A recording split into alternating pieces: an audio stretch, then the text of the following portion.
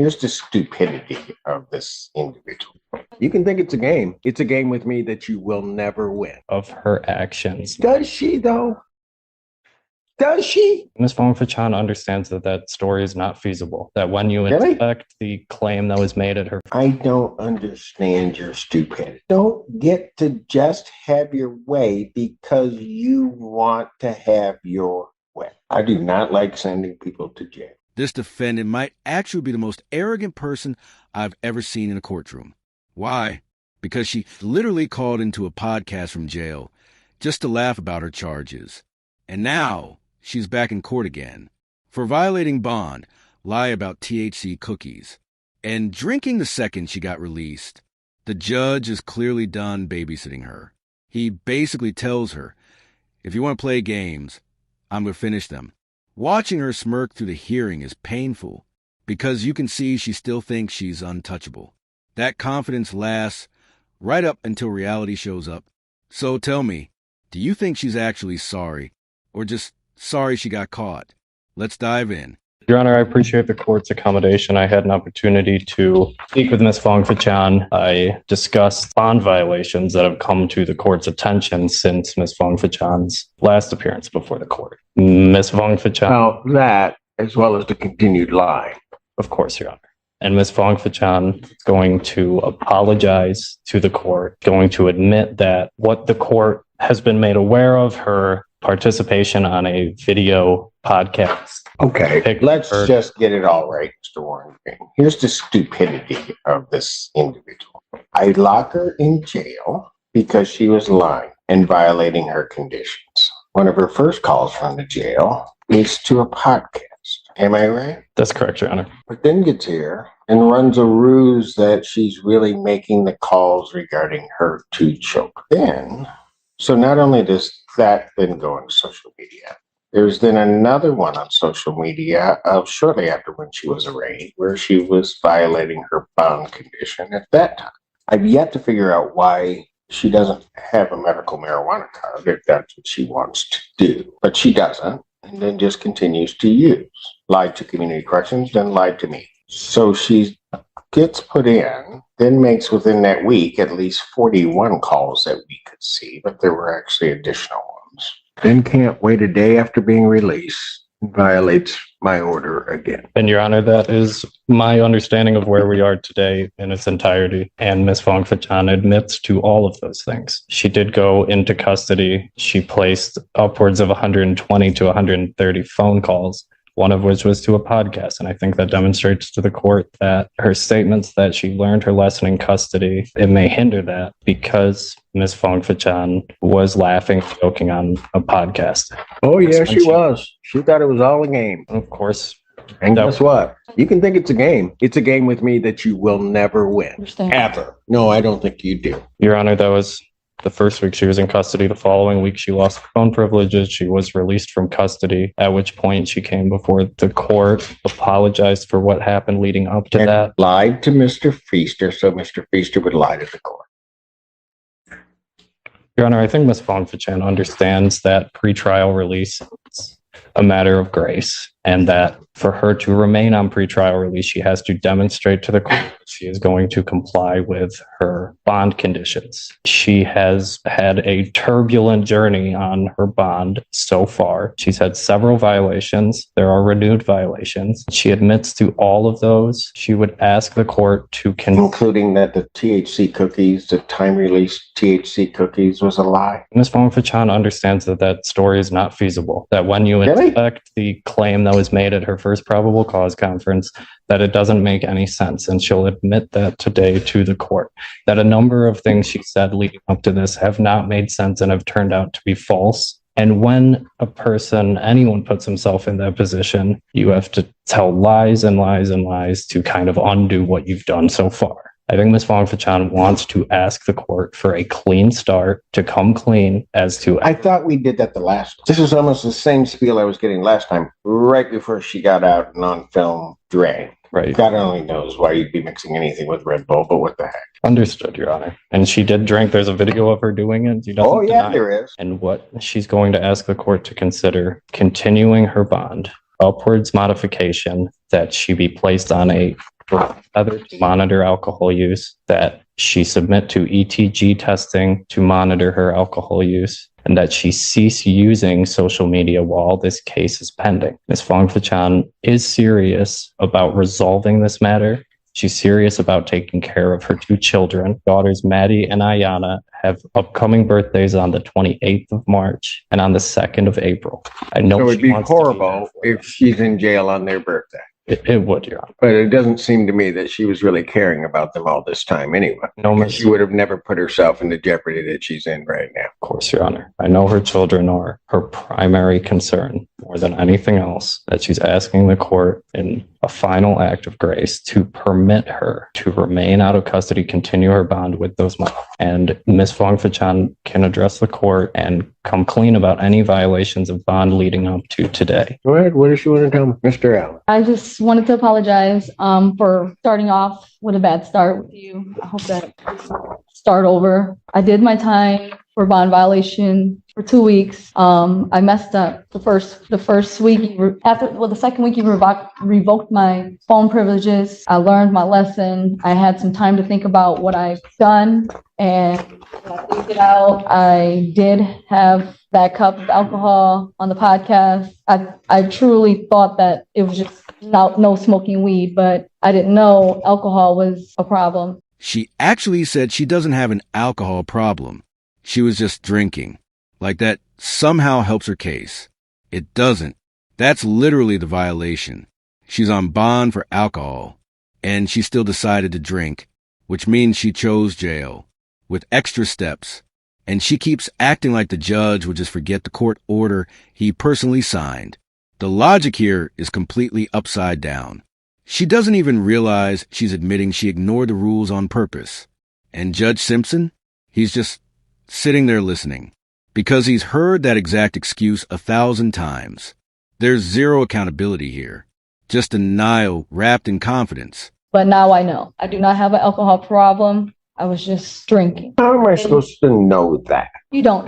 You don't. That now you've learned your lesson. I know. Tell me how I should know that. I know that anything that I say, you probably won't believe because we started off badly. Oh, and you lied. Yes, Your Honor. Not just little lies, big lies. Sure. Every step you've done, you've been lying. So tell me why I should believe you now. I don't have a reason or any excuse to argue with that. I understand. Your Honor, I think Ms. Fong-Fachan knows it's not about what she says, it's about what she does. And what she's done leading up to this has not instilled confidence in the court that she's going to comply. We're asking the court to give her an opportunity to demonstrate that she's going to comply with the court's orders and perhaps present herself as a candidate for at the conclusion of this case. I know you're upset at me. Oh, I'm not upset. Because I definitely get to go home today. So I'm not really upset. Go ahead. What did you want to say? You just think this is all a game. That's what your problem is. You do. You think this is all a game. I can say definitely I didn't take it seriously the first week. The second week after I stayed in, I had a lot of time to think. About what? About, my actions before, during, now after the fact, even having a drink. And I guess if you want to put me back in jail, I deserve it. Yeah, you do. You have a CPL? Yes. How bad do you want to make this guy? Because if you want to take this thing and make it the worst experience you ever had in your life, I'll be more than happy to indulge you. I don't. So whose rules are we going to play by? Yours, Your Honor. Absolutely. Problem is, I don't know that you know how to do the right thing. I think somebody that lies as much as you do about everything, it seems, and just kind of does what you want to do, because you've probably been doing this your whole life, and that's why you can't change. May I have the opportunity to say a couple of things? Oh, absolutely. I'm sorry, Ms. Hughes. I appreciate it, Your Honor. Your Honor said something very interesting. You've probably always been this way, so that's why it's so hard to change. This behavior is exactly what this case is about. She's charged with R&O. She's charged with malicious destruction of a building. She went to her ex-boyfriend's business and kicked his front door of his business. The police arrived and she immediately started lying to the police. That she had just got there, that she hadn't kicked in the front door. that she didn't know what was going on. The police wanted to conduct their investigation, so they asked her to just wait in her car. That's all they asked her to do. And can you just wait in your car? And she took this as an opportunity to defy them rather than just listen to them. She told them, I'm not doing nothing. I don't need to go to my car. They asked her again, please go to your car. She decided to cut off Officer Cunningham, not allowing him to speak. He said, well, you can either wait in your car or you can wait in my car. She said, take me to jail, fuck it. Yes, go ahead, take me to jail. So I instructed her to put her hands behind her back, is what Officer Cunningham's report says. She then began to verbally and physically defy Officer Cunningham to the point that Officer Baldwin, another Ann Arbor officer, had to get involved. When Officer Baldwin approached, the defendant turned to Officer Baldwin and pulled her left hand away and said, don't make me swing on you, to a police officer. And then the prosecutor casually drops that she told a cop not to make her swing on him. That innocent mom act instantly evaporated. You don't threaten police officers. And then come into court expecting sympathy. This is when her real personality comes through behind all the tears and excuses. I love it when prosecutors read things out loud like this, because once it's out there, there's no spinning it.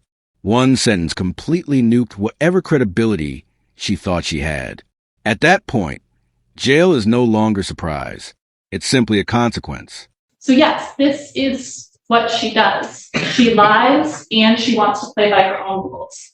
So by continuously violating Your Honor's orders, this is just a game at this point. Your Honor, I'm asking that you remand her. I'm asking that her bond be revoked and that no bond be set at this time. Thank you, Your Honor. Ms. Fong-Fachan, as the court knows, is a mother. She was previously employed at the University of Michigan, stocking shelves. She lost that job when she was remanded to custody, and I know that she is seeking reemployment. Ms. Fong-Fachan fully understands that the consequences of her actions. Does she, though? Does she? I mean, I don't know anything about what was necessarily alleged in the case other than the charge, right? And then to hear that recitation of what this case is about and then look at this defendant's behavior, does she really? And I don't know why these kids keep coming up as some shield, because it appears to me everything she's doing has nothing to do with them. She's just running her world. Go ahead. I'm sorry, I interrupted. Your Honor, Ms. Fong-Fachan has faithfully attended all of her court hearings. I believe that with added conditions of alcohol monitoring, that the court's concerns about her drink press. I know it's difficult to address the court's concerns about Ms. Fong-Fachan's dishonesty. I believe she's come before you today and been honest about her past conduct and the conduct even after she was released from custody before court today. I'm asking the court to consider continuing her bond with those added conditions. Ms. Fong-Fachan will test today and tells me she will test clean. Anything else? Nothing further, Your Honor. Fong-Fachan, anything else? I just wanted to say sorry. I've made some mistakes that day when that happened. I didn't necessarily just kick in the door. It was more to it inside.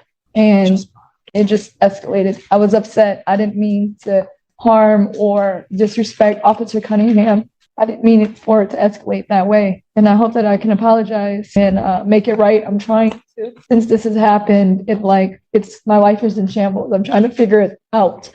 Being in jail I get to sit and think about my actions and, actually learn from them. But being in there, I can't get things done. I have to figure out getting another job, paying the bills. Not that you care, but I'm trying. I'm trying to make it every court date. I quit smoking weed. If I can be placed on an alcohol tether or have to drop for urine, I ask, can you still give me another chance? And you said something very interesting. You said, I don't care. Not that I care. Just now? Yeah, that's a funny thing. Because actually about everybody that comes before this court, I care. I do. Maybe sometimes to my detriment. I do. I don't understand your stupidity. I just don't get it. And you're asking me to give you another chance. You got the first chance when you were first out. Put you in. I bring you back. And you put me in a position where I can't give you another chance.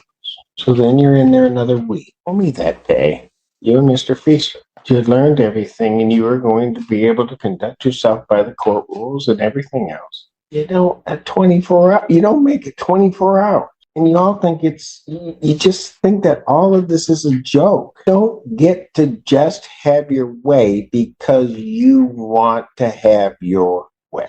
Always. There's a bigger bully. But if you think I am going to tolerate this, wrong judge.